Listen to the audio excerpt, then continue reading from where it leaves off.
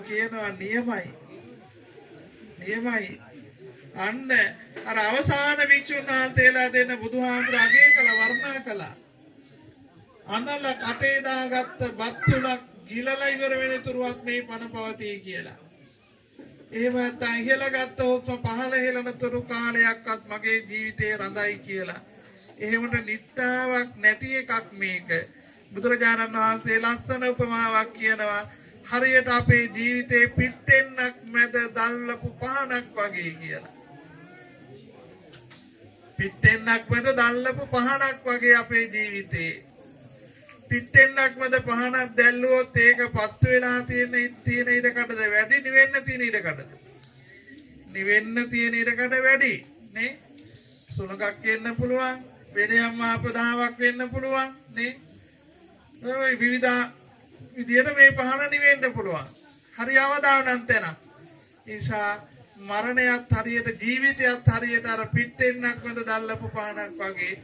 ඒකනේ මහාන වුණාට පස්සේ සතර කමඨාන් අපිට පාඩම් කරන අපේ ලොකු හාමුදුරුවෝ මේ බුද්ධානුස්සති මෙත්තාච අසුභං මරණස්සති බුද්ධානුස්සතිය වඩනවා. උදේට බුද්ධානුස්සතියයි මෙත්තානුස්සතියයි වඩනවා. උදේ බුදුන් ඇදලා හවස බුදුන් ඇදලා මරණානුස්සතියයි අසුභානුස්සතියයි දෙක වඩනවා. සතර කමඨාන්. ඒ නිසා ඔයගොල්ලොත් ටික ටික හරි පුරුදු කරන්න ඕන මේක. නැත්තම් මරණය ඉස්සරහා මොකද වෙන්නේ? හරියට අර හදිසියෙන් සර්පේ දැකලා කලබල වුණා වගේ මරණය ඉස්සරහා කලබල වෙනවා, බය වෙනවා. ඒ වෙලාවට මොන බනදනේ? ඒ වෙලාවට මොන බනද? නිසා හොඳට කල්පනා කරලා බලන්න.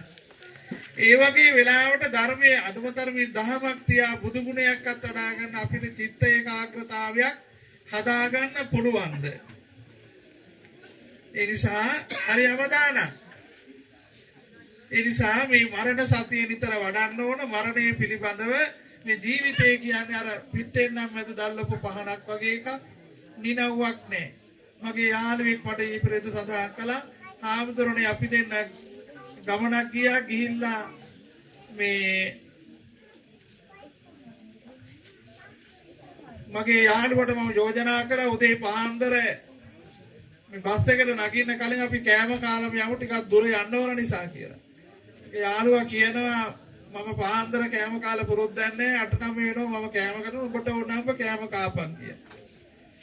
මට කෑම කාලා පුරුදු උදේ පාන්දර ඒ නිසා මට 8-9 වෙනකන් ඉන්න බෑ. එහෙනම් මම කෑම කනවා කිව්වම යාළුවා කියන හොඳයි කෑම කාලා ඉක්මනට වරෙන් මම මේ පාර අතර මෙතන ඉන්න ඔබ කාලා වරෙන් කිව්වා. කියලා අර මිනිස්සයා පාර මාරු වෙන්නවත් වෙලාවක් උනේ නෑ. අනිත් පැත්තෙන් ආපු කාර් එකක් අර අනිත් යාළුවා යට කරගෙන ගියා. ආ එතනමයි කාලා වරෙන් කිව්වට මුණ ගැහෙන්න හිටියේ නෑ මෙයා. අර මිනිස්සයාට පාරේ මාරු වෙන්නවත් වෙලාවක් උනේ නෑ. සමහරට ළඟ හිටියේ නම් එයත් ඒක කාර් එකට බිල්ලක් වෙන්න තිබුණා. ඉතින් බලන්න ජීවිතවල තියෙන අවදානම. ඒ තරම්ම අවදානක්. ඒ නිසා මේ මරණය ඉස්සරහා කලබල වෙන්නේ නැතුව විපිරිසර වෙන්නේ නැතුව මේ මරණ ධර්මතාවය නිතර වඩන්න ඕන එකක්. කොයි වෙලාවෙ නම් මේ මරණ ධර්මතාවයට මොන දෙන්න වෙනවද?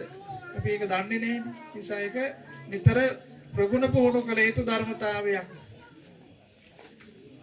මට ඒ වගේ මතක් වෙනවා මේ පිළිකාවක් හැදිච්ච තරුණයෙක් මොන ගැහුණ පෞගිය දවස්වල පිළිසාර ගියා. ඒ තරුණයා කියනවා බෑ අල්ලන් එන්නද බස්. ආමුදුරනේ මට තව 3 මාසයයි මගේ ජීවිතයේ තියෙන දොස්තර මහත්තයෙක් කිව්වා පිළිකාවක පුරාම පැතිරිලා දැන් ගෙදර කියන්නේ කියලා තියෙන සමහරට අදම මං ගෙදර යවාවි කියලා. පස්සේදී කොහොම හරි මේ තරුණයා මගේ දුරකථන අංකයත් ඉල්ලගෙන මට කතා කළා. කතා කරන මම එහෙම පුතා දැන් ගෙදරද තාම ඉපිරිදා නැහැ හාමුදුරුවෝ එදා ඔබ වහන්සේ ඉපිරිදාල දැක්කා. එදාම හාමුදුරුවෝ මගේ ටිකට් කැපුවා දැන් මම ගෙදර ඉන්නේ. ඉතින් මම පුතේ ඒක ශක්තිමත් කරගන්න ඉතින් පුළුවන් තරම් ලම්පින් කරගන්න ඕන කියනකොට මේ තරුණේ කියනවා හාමුදුරුවනේ මේ පිළිකාව හැදුනේ මගේ වාසනාවකට කිව්වා.